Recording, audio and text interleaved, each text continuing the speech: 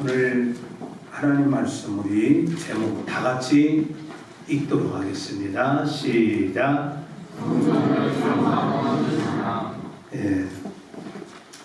2020년도 우리 교회 표가 있죠. 여러분들 편에서 보면 오른편 위쪽에, 또 멀리 있어서 안 보이는 분들은 주보 전면을 보면 나옵니다. 우리 함께 표를 먼저 제창하도록 하겠습니다. 시작. 그리스도의 몸된 교회의 속성과 사명을 깨닫고 시대의 사조를 분별하며 진리와 성령으로 교제하는 교회. 아멘. 올 이 표에는 우리가 이제 크게 세 가지를 담았습니다. 먼저 주일 오전에는 그리스도의 몸된 교회가 얼마나 중요한 공동체인가. 주일 오후에는 우리 시대에 흐르는 거짓된 사상이 뭐며, 또 요한계시록이 어떤 메시지를 담고 있는지 이걸 우리가 듣고 있고, 또 하나는 성도의 교제를 실질화시키자는, 여기에 주력하겠다는 뜻을 담고 있습니다. 그러나 여러분들이 다 아는 바와 같이 코로나 바이러스 전염병 때문에 차질이 생겼죠. 코로나19 전염병을 보면 우리가 얼마나 연약한 존재인가 미래를 알 수도 없고, 내가 아무리 어떤 계획을 세우고 또 사람들이 어떤 이제 설계를, 인생에 대한 설계를 한다 할지라도 내 마음대로 이룰 수 없는 존재임을 실감하게 합니다. 잠언 16장 1절을 보면 마음의 경영은 사람에게 있어도 말의 응답은 여호와께로서 난다, 이렇게 말씀을 했고, 잠언 16장 9절에 보면 사람이 마음으로 자기의 길을 계획할지라도 그의 걸음을 인도하시는 분이 여호와라, 이렇게 말씀을 했습니다. 우리는 내일 일을 알지 못할 뿐 아니라, 또 내가 어떤 것을 계획한다 할지라도 그것이 내 뜻대로 이루어지지 않는다는 것을 우리가 늘 경험을 합니다. 그런 속에서 과연 우리는 내 인생을 어디에다 쏟아야 되는가? 또 내가 바라보고 가는 것은 어디인가? 이런 점들을 오늘 이 본문에서 함께 생각해 보고자 합니다. 구약에서 신실하게 쓰임받은 종들을 보면 언제나 하나님의 율례와 법도와 말씀을, 복음을 생명처럼 누렸습니다. 그래서 구약에는 내가 하나님을 사랑합니다, 그리고 하나님에게 내 마음을 그리고 내 인생을 전부 담았습니다, 이 표현을 언약궤를 대하는 태도에서 보였어요. 그러니까 언약궤를 어떻게 대하느냐, 그리고 성막을 어떤 마음으로 대하느냐, 여기에 따라서 내 신앙의 질을 알 수 있는 것이고 내 신앙의 참과 거짓을 알 수 있는 것입니다. 그것뿐만 아니라 신약시대에는 그리스도의 몸된 교회를 사랑하고 신실하게 이루었던 사람들을 보게 됩니다. 특히 오늘 본문에서 다윗이 자기 생애 전부를 쏟을 만큼 여호와의 전, 성전, 교회를 어떻게 사모했고 그 교회를 사랑하는 그 사랑이 거짓이 아닌 참된 사랑이었다는 것, 그리고 그 열정이 거짓 열정이 아니었다는 것, 이걸 보게 됩니다. 먼저 오늘 이 본문에 보면 다윗이 하나님 앞에 소원 하나를 표현을 합니다. 그런데 하나님께 소원을 표현할 때 사울왕과 다윗은 어떻게 달라느냐? 사울왕은 하나님이 주신 기회를 허무하게 날립니다. 하나님으로부터 세움을 받았지만 결국 하나님으로부터 버림을 받아요. 그 이유는 사울이 영적인 일에 전혀 마음을 쓰지 않아요. 율법을 준수하지도 않고 성막에 관심을 두지도 않았어요. 그래서 우리가 이 성막의 역사를 보면 실로에 있었던 법궤를 엘리의 두 아들들이 전쟁터로 가지고 가서 이제 그 이후에 법궤가 블레셋의 도시 에베네셀, 아스도, 에그론 이런 데 있다가 벳세메스를 거쳐 기랍 여아림에 사는 아비나답의 집에 20년 동안 있게 됩니다. 그런데 놀라운 것은 사울왕은 왕이 되어서 법궤를 찾지를 않아요. 법궤에 대한 관심을 두지 않습니다. 하나님의 교회에 이 법궤에 대한 관심이 없다는 것은 율법에 대한 관심이 없고, 율법에 대한 관심이 없다는 것은 사울왕이 하나님의 통치를 신실하게 받은 왕이 아니라 자기 마음대로 통치했던 참 그런 불신앙적인 왕이었다는 것을 보게 됩니다. 그러나 다윗은 그렇지 않아요. 다윗은 왕이 되고 나서 사울왕의 통치 아래 어디로든 전국을 다 수습을 합니다. 그리고 나서 이제 전국이 안정되고 나자 이제 이스라엘 국가가 더욱 강성해지는 거예요. 사무엘하 5장 10절을 보면 만군의 하나님 여호와께서 함께 계시니 다윗이 점점 강성하여 가니라 이렇게 말했어요. 그 다윗은 항상 하나님이 임재하시는 곳 언약궤를 소중하게 여겨요. 특히 다윗은 그의 생애 속에서 이 고백을 잊지 않아요.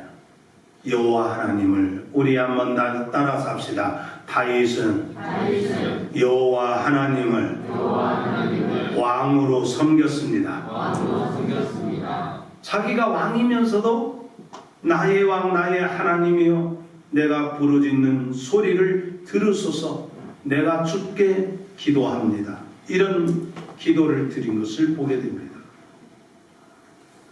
그러니까 매사에 하나님을 인정하고 하나님을 높이고 하나님을 찾는 다윗에게 하나님이 함께 해주셔요.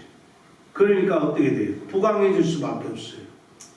주변의 왕들이 왕이요 이제 다윗 왕에게 그 보물들을 하사를 하고, 특히 두로왕 히람 같은 사람은 건축물을 줘서 다윗 왕국을 건축하도록 그렇게 돕는 것을 봐요. 자, 다윗이 왕국을 건축하고 난 다음에 오늘 본문 1절 2절에 보면 다윗의 그 하나님께 대한 진정한 마음이 어떤 마음인가를 엿볼 수 있어요. 우리 한번 같이 읽도록 합니다. 7장 1절 2절입니다. 시작. 여호와께서 제 모든 원수를 묻기사 왕으로 궁에 평안하게 살게 하신데 왕이 선지자 나단에게 이르되 볼지어다 나는 백향목 궁에 살거늘 하나님의 교회는 휘장 가운데 있도다. 아멘. 오늘 여기 말씀에 보면 다윗이 내가 하나님의 은혜와 축복으로 이런 화려한 궁에 있는데 참 하나님은 휘장 가운데 있다. 아직도 성막 가운데 있다. 아직도 텐트 가운데 있다. 여기에 대해서 굉장히 송구스러운 마음을 표현을 합니다.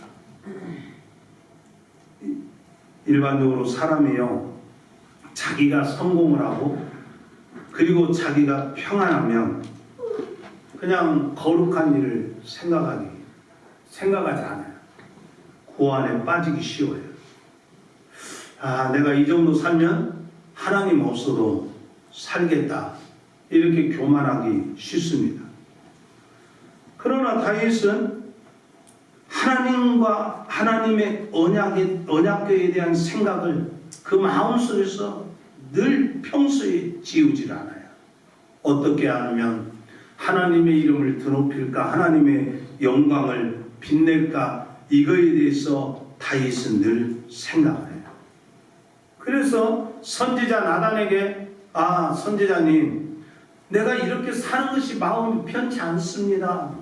우리 하나님 아버지는 나의 왕이신데 오히려 초라한 텐트 가운데 계십니다. 이렇게 하면서 성전 건축에 대한 뜻을 밝혀요. 그리고 이제 이 다윗이 성전 건축을 할 수 있도록 구체적으로 건축 자재들을 다 준비를 합니다. 그런데 나단이 이 다윗의 마음을 읽어요. 다윗이 진짜 하나님을 사랑하고 있구나, 이 마음을 보아요. 그리고는 이 선지자 나단이 왕의 그 마음을 하나님께서 기뻐하시고 그럴 것이니까 이거 건축하십시오, 이렇게 단언을 해요. 그런데 오늘 이 본문에 보면 뜻밖의 하나님께서 다윗에게 건축을 허락하지 않아요. 왜 하나님께서 성전 건축을 거절하셨는가? 하나님의 거절에는 어떤 뜻이 담겨 있는가? 오늘 이 메시지를 보면서 우리가 교회를 이룰 때에 어떤 믿음으로, 어떤 마음으로 교회를 이루어야 하는가, 이 메시지를 우리 마음에 담아야 합니다. 첫째로, 다윗이 아무리 훌륭한 집을 지을지라도 하나님을 모실 수 있는 집을 하나님께서 건축할 수 없다, 이렇게 말씀하셔요. 오늘 본문 5절을 한번 보도록 합니다. 같이 읽습니다. 가서 내 종 다윗에게 말하기를, 여호와께서 이와 같이 말씀하시되 네가 나를 위하여 내가 살 집을 건축하겠느냐? 아멘. 자, 여러분, 요한복음 4장 24절에 보면 하나님은 영이시니 그랬죠. 하나님, 영이신 하나님을 모실 만한 집이 이 세상에 어디가 있겠습니까? 더군다나 하나님은 온 우주의 왕이시고 온 우주의 주인이시며 온 우주를 관할하시는 분이에요. 그렇기 때문에 하나님은 사람이 지은 집에 거할 수 없다. 원래 하나님은 하나님의 통치의 보좌가 있다는 것을 시편 93편 2절에서 이렇게 말했어요. 주의 보좌는 예로부터 견고히 섰으며 주는 영원부터 계셨습니다. 그리고 시편 95편 3절에 보면 대저 여호와는 그 신이 모든 신 위에 그 신 왕이다, 이렇게 말씀을 하세요. 그러니까 사람이 애당초 하나님을 모실 수 있는 집을 건축한다는 것은 불가능한 거예요. 또 하나는 하나님은 지금까지 한 번도 고정된 곳에 계신 적이 없어요. 본문 6절을 보면 이렇게 말씀을 하시잖아요. 우리 한번 같이 읽습니다. 시작. 내가 이스라엘 자손을 애굽에서 인도하여 내던 날부터 오늘까지 집에 살지 아니하고 장막과 성막 안에서 다녔나니. 아멘. 그러니까 하나님께서는 이방의 신들과 같이 죽은 신이 아니라 어디에 갇혀 있고 어디를 초월할 수 없는 그런 신이 아니라, 하나님은 한 곳에 고정되어 있는 신이 아니라, 이렇게 말씀을 하셔야 해요. 하나님께서는요, 자기 언약 백성들과 늘 함께 다니시고, 그곳에 어느 곳에 한 곳에 딱 정하여 있는 것이 아니라 하나님이 기뻐하시고 하나님이 가고자 하시는 그 뜻을 따라 어디든지 가시요. 그러나 중요한 것은 하나님께서는 광야라도 아니면 천막이라도 자기 백성이 거하는 곳에 함께 하시기를 기뻐합니다. 그러나 하나님께서 다윗에게 네가 과연 나를 영화롭게 할 수 있는 집을 건축할 수 있느냐, 이렇게 물으신 거예요. 다시 말하면 하나님이 거하실 곳을 사람이 지을 수 없다. 이걸 하나님께서는 분명히 밝혀요. 그런 의미에서 교회도 마찬가지예요. 우리가 교회를 개척하고 교회를 이룰 때 우리끼리 모여서 우리가 교회를 세우자, 그렇게 말들은 했지만 애당초 교회는 주님이 계획하시고 주님이 때에 따라서 세우신 것이 바로 주님의 교회예요. 그래서 마태복음 16장 18절을 보면 또 내가 네게 이르노니 너는 베드로라, 내가 이 반석 위에 내 교회를 세우리니 음부의 권세가 이기지 못하리라, 이렇게 말했어요. 이건 어떤 정신을 가져야 되느냐? 우리 한번 따라 삽시다. 우리 전저 함께하는 교회는 사람들이 세운 것이 아니라 주님께서 세워주셨습니다. 그렇게 확신합니까? 주님의 교회, 주님의 교회. 또 하나는 하나님께서 다윗에게 성전 건축을 허락하지 않으신 이유를 밝히시요.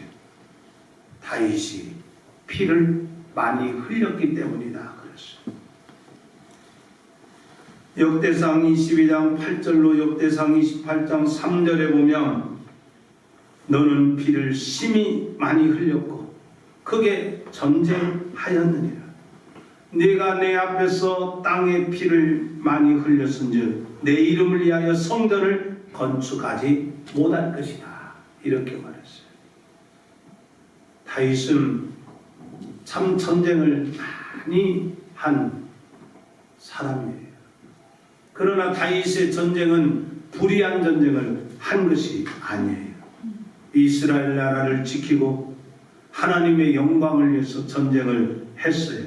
골리앗을 물리칠 때도, 블레셋을 물리칠 때도, 아말렉을 쳤을 때도 하나님을 위해서 전쟁을 했어요. 그럴지라도 하나님께서는 전쟁을 많이 치른 다윗에게 성전 건축을 맡기지 않으셨어요. 왜 그랬을까? 바로 다윗이 성전을 화려하게 치면 저 성전은 전쟁의 신을 모신 전이구나, 이방인들이나 모든 사람들이 그렇게 오해를 할 수 있다는 거예요. 그러니까 다윗이 성전을 건축하면 그 전쟁을 통해서 피를 많이 흘린 그 일 때문에 성전을 보고 하나님의 영광, 평강의 하나님, 평화의 하나님 그렇게 찬양하는 것이 아니라 저곳은 전쟁의 신의 전이다, 이렇게 생각할 것이기 때문에 하나님께서 다윗에게 성전 건축을 허락하지 않아요. 그러나 또 하나 볼 수 있는 것은 하나님께서는 눈에 보이는 성전 건축을 다윗에게 허락하지 않으셨지만 다윗에게 아주 중요한 언약을 주시요. 그게 바로 메시아의 왕국을 허락할 것을 언약하셔요. 오늘 본문 11절로 13절을 우리 같이 읽어봅니다. 시작. 전에 내가 사사에게 명하여 내 백성 이스라엘을 다스린 때와 같이 아니하게 하고 너를 모든 원수에게서 벗어나 편히 쉬게 하리라.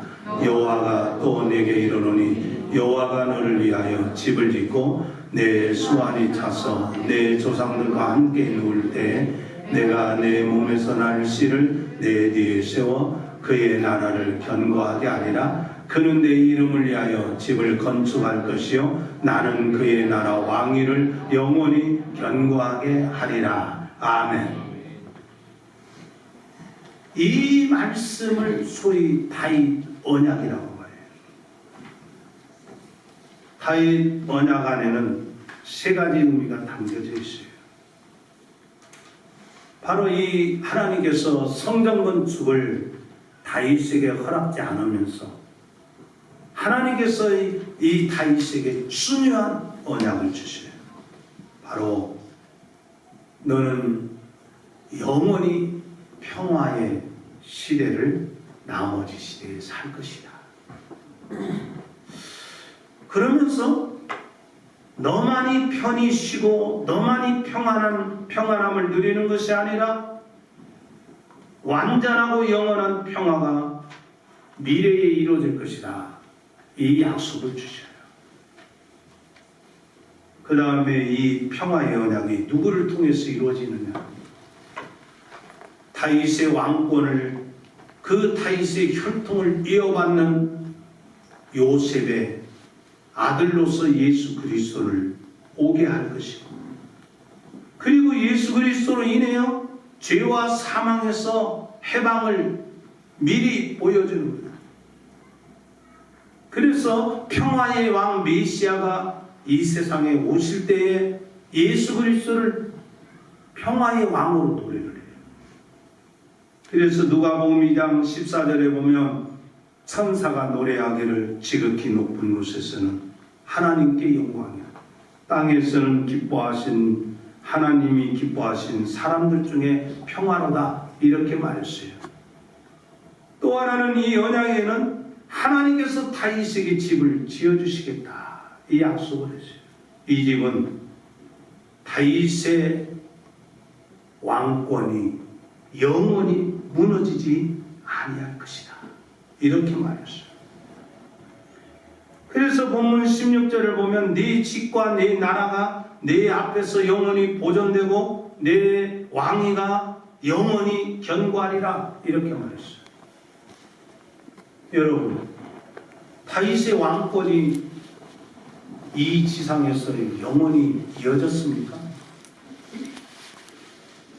BC 586년에 다윗의 그 왕권의 계보가 어떻게 돼요? 왕이 사라지잖아요. 마지막 왕 시드기야를 이제 마지막으로 해서 다윗 왕권이 끊어져요.